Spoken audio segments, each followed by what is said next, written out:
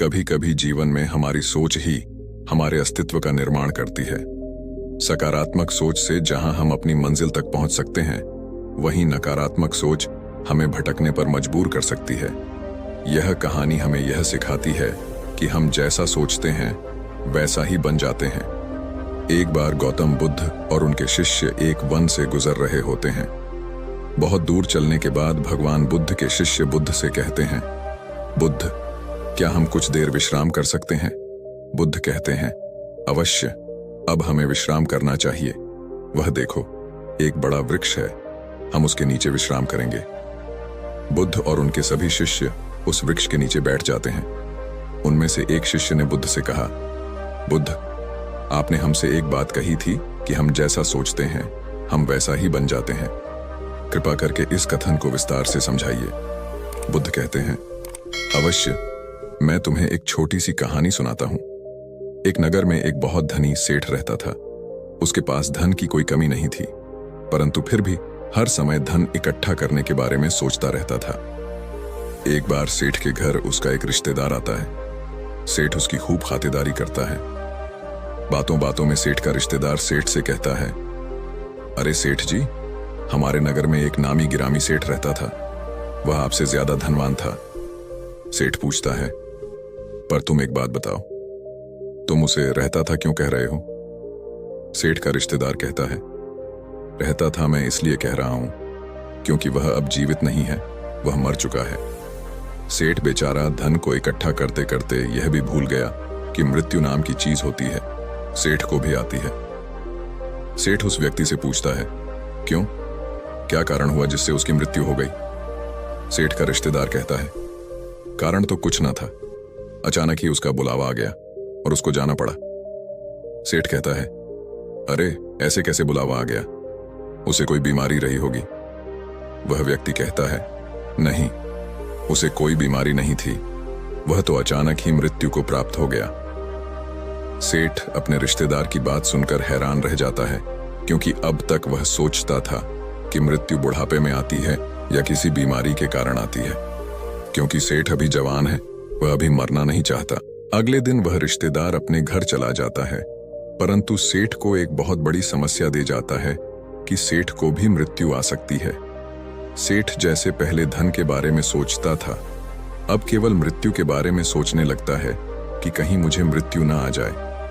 समय बीतता है, सेठ बहुत कमजोर होने लगता है, क्योंकि वह अब सही से ना खाता है और ना पीता है, केवल मृत्यु के बारे में सोचता है। उसकी जिह्वा पर केवल एक ही कथन रहता था, कहीं मेरी मृत्यु ना हो जाए, और वह बीमार हो जाता है। उसकी ऐसी स्थिति हो जाती है मानो कभी भी प्राण निकल जाए। सभी लोग उस सेठ की ऐसी हालत देखकर बड़े आश्चर्यचकित होते हैं, क्योंकि उन्होंने देखा था कि वह सेठ हमेशा खुश रहता था। उसके पास धन की कोई कमी नहीं थी, पर अब इसको क्या हुआ? अब सेठ कहीं आता जाता नहीं था, केवल एक जगह लेटा रहता था। उस सेठ की हालत देखकर उसका एक मित्र एक सन्यासी को उस सेठ के पास लाता है और कहता है, सुनो, यह बहुत प्रसिद्ध सन्यासी है, तुम अपनी समस्या इन्हें बताओ, ये उसका जरूर समाधान बताएंगे। वह सन्यासी उस सेठ से पूछते हैं, क्या हुआ? मैं तुम्हें पहले भी देखा हूं, परंतु तुम इतने कमजोर कैसे हो गए? कौन सी चिंता तुम्हें खाए जा रही है? सन्यासी की बात सुनकर सेठ सन्यासी से कहता है, मैं मृत्यु को प्राप्त नहीं होना चाहता हूं, कहीं मुझे मृत्यु ना आ जाए। सेठ की बात सुनकर वह सन्यासी मुस्कुराकर बोले, अच्छा, तुम्हें मृत्यु का भय है? वह सेठ कहता है, हाँ, मेरे पास इतना सारा धन है, इसका उपयोग कौन करेगा?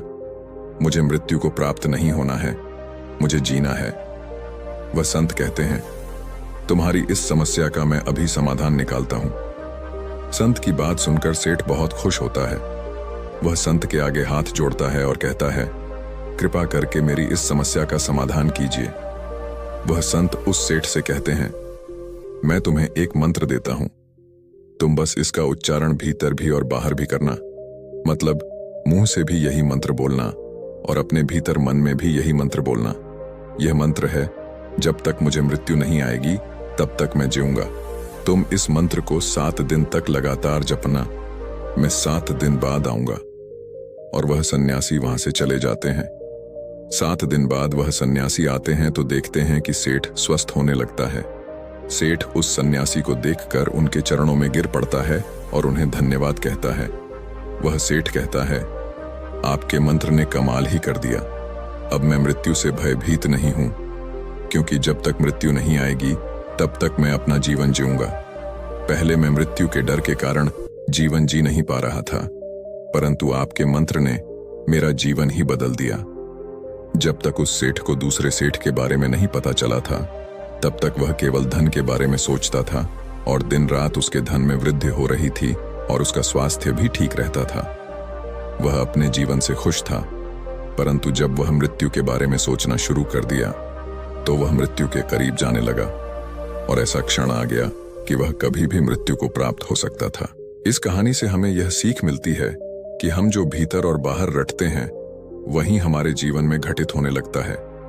इसलिए हमें हमेशा सकारात्मक सोचना चाहिए।